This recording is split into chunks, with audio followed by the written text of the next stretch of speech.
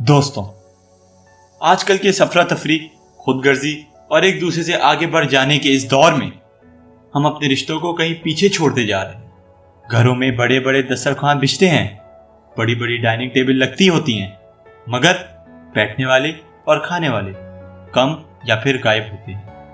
اگر آپ اوورآل بات کریں تو موسٹلی یہ ہوتا ہے کہ ٹیبل یا دسترخوان تک آ کر اپنے کھانے کی پلیٹ بنائی اور اسائنمنٹ بنا رہا ہوں، یا پھر آن لائن کلاس ہو رہی ہے، یا پھر کسی فیملی ممبر کے ساتھ موڈ خراب ہے تو اس کی موجودگی کو محسوس کرتے ہوئے بھوک نہیں ہے کا نعرہ لگا دیتے ہیں، اور بہت سے دوسرے چھوٹے چھوٹے کچھ حقیقی اور کچھ غیر حقیقی مسائل جھگڑے۔ میں یہ نہیں کہتا کہ ایک وقت میں دونوں رائٹ یا دونوں رانگ ہوں گے، ہاں یہ ضرور ہے کہ کسی کی غلطی زیادہ اور کسی کی کم ہوتی ہے۔ آپ میں سے بہت کم لوگ میری اس بات پر اتفاق کریں گے کہ جس طرح ایک خاموشی ہزار جھگڑوں کو ختم کر دیتی ہے، بالکل اسی طرح جہاں معاملات کو سلجھانے کے لیے بولنا ضروری ہے، وہاں خاموشی اختیار کرنا اختلافات کو نہ صرف بڑھاتا ہے بلکہ جھوٹ بولنے والے کو مزید ہمت دیتا ہے۔ لہٰذا یہ ہمارے اوپر ڈیپینڈ کرتا ہے کہ ہم کس وقت، کب، کیسے اور کس طرح اسٹیپ لیتے ہیں۔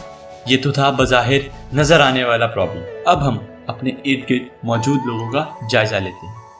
والدین، بھائی، بہن، ماموں، خالہ، پھپھو، کزنز، استاد، دوست، پڑوسی اور بہت سے کئی رشتے، جن میں سے کوئی ہمارے بہت قریب ہوتا ہے اور کسی سے ہماری صرف رسمی ملاقات ہوتی ہے۔ دوستوں، مختلف خاندانوں میں ہم مختلف طور طریقے اور انداز دیکھتے ہیں۔ کچھ فیملیز بہت سلجھی ہوئی ہوتی ہیں اور کچھ خاندانوں میں نہ ختم ہونے والے اختلافات ہوتے ہیں۔ کیا آپ جانتے ہیں اس کی وجوہات کیا ہو سکتی ہے؟ بہت چھوٹی سی بات ہے یہ، جو کہ بڑی معذرت کے ساتھ کہوں گا کہ اگر ہم اپنے چھوٹوں سے عزت، پیار اور احترام کی امید رکھتے ہیں تو ہمیں بڑے ہونے کی حیثیت سے رسپیکٹ سب سے پہلے اپنے چھوٹوں کو دینی چاہیے۔ کوئی بھی رشتہ جو عمر اور لحاظ میں ہم سے سینئر ہو، میں اسپیشلی کسی رشتے کو پوائنٹ آؤٹ نہیں کروں گا کیونکہ وہ میں خود بھی ہو سکتا ہوں۔ میں اگر اپنے گھر میں چھوٹا بھائی یا بیٹا ہوں تو مجھ سے بھی چھوٹے بہن بھائی، کزنس میرے اپنے گھر میں موجود ہیں۔ میں اس بات کو بھی بہت اہمیت دوں گا کہ جس اچھائی کی امید میں دوسروں سے رکھتا ہوں، پہلے اپنے آپ کو اس پر پوری طرح ثابت کروں۔ اسی حوالے سے مولا علی علیہ السلام کا فرمان ہے کہ رشتوں کی خوبصورتی ایک دوسرے کی بات کو برداشت کرنے میں، بے عیب انسان تلاش کرو گے تو اکیلے رہ جاؤ گے۔ آج کل کے دور میں والدین سے نافرمانی کا ایشو سوسائٹی میں دن بدن بڑھتا جا رہا ہے۔ ہر دوسرا شخص اپنے بچوں کی نافرمانی اور بدتمیزیوں کا رونا رو رہا ہے۔ بچوں کو اپنے والدین کی سختیوں کا شکوہ ہوتا ہے اور ٹیچر کو اپنے اسٹوڈنٹ سے ڈس اوبے کرنے کا، اسٹوڈنٹ کو ٹیچر سے فیور نہ دینے کا گلہ ہوتا ہے، اور بلڈ ریلیشن یعنی خون کے رشتے کو اپنے رشتوں سے وقت نہ دینے کی شکایت ہوتی ہے۔ پڑوسیوں کو، ہمسایوں کو ہمارے وقت بے وقت کی اونچا میوزک سننے سے شکایت ہوتی ہے۔ کیا آپ جانتے ہیں ان سب مسائل کا حل کتنا آسان ہے؟ مولا علی سے کسی نے پوچھا کہ کیسے پتہ چلے گا کہ کون کتنا قیمتی ہے؟ مولا علی علیہ السلام نے فرمایا کہ جس میں جتنا زیادہ احساس ہوگا وہ اتنا ہی زیادہ قیمتی ہوگا۔ ہم سب لوگ انسانیت ہی نہیں بلکہ احساس کے رشتوں سے بھی دور ہوتے جا رہے ہیں، اور انسانیت اور احساس وہ رشتے ہیں جو ذات، رنگ، نسل، برادری سے تعلق نہیں رکھتے۔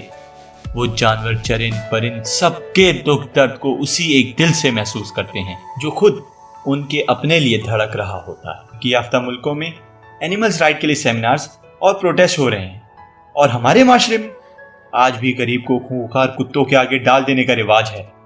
ان شارٹ، یہ اگر ہمارے بچے اپنے والدین کو ایک رہنما اور ایک لیڈر سمجھیں تو اختلافات ختم ہو سکتے ہیں، کیونکہ ایک لیڈر زیادہ بہتر طریقے سے جانتا ہے کہ وقت اور حالات کے مطابق اپنے لوگوں کو کیسے لے کر چلا جائے۔ یہاں پہ والدین سے بھی گزارش ہے کہ وہ اپنے بچوں کو ان کے انٹرسٹ لیول کے حساب سے ان کو لے کر چلیں اور ان کی رہنمائی کریں، کیونکہ آج کل کے وقت میں صرف ڈاکٹر، انجینئر کی ہی ضرورت نہیں ہے بلکہ ملک کو بہترین ایسٹروناٹ، سپورٹس پلیئر، ٹیچرز اور آئی ٹی ایکسپرٹس کی ضرورت ہے۔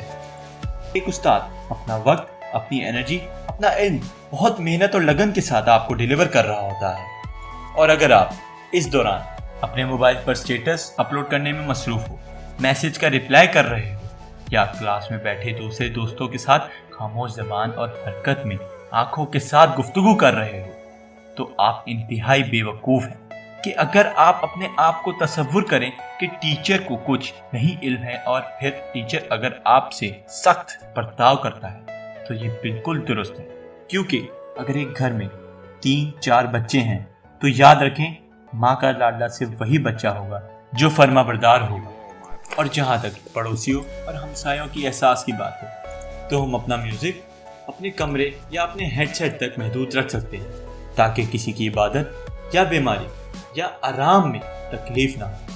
फुटबॉल और क्रिकेट के मैचेस गली या सड़क पर खेलने के बजाय प्रॉपर पार्क में जाके मैदानों में जाके खेला जाए ताकि घरों के शीशों के साथ लोगों के मुंह और सर भी जख्मी होने से बच जाएं। आखिर में आते हैं दोस्त। यकीनन आप सबके भी दोस्त होंगे, उनमें से कोई बेस्ट फ्रेंड भी होंगे।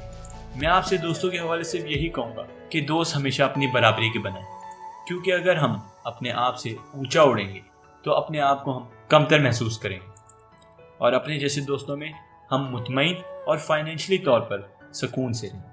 वरना हमारे साथ फिर ये होगा कि कौवा चला हंस की चाल तो अपनी भी भूल गया। आपके जहन में एक सवाल तो ज़रूर आ रहा होगा कि इतनी बड़ी दुनिया में कैसे पता चलेगा कि ये एहतराम का रिश्ता है या एहसास का। मौला अली अलैहिस्सलाम का फरमान है, किसी का ज़र्फ देखना हो तो उसे इज्जत दो, फितरत देखनी हो तो उसे आज़ादी दो, नीयत देखनी हो तो उसे कर्ज दो, खसलत देखनी हो तो उसके साथ खाना खाओ, सब्र देखना हो तो उस पर तनकीद करके देख लो, खलूस देखना हो तो उससे मशवरा कर लो।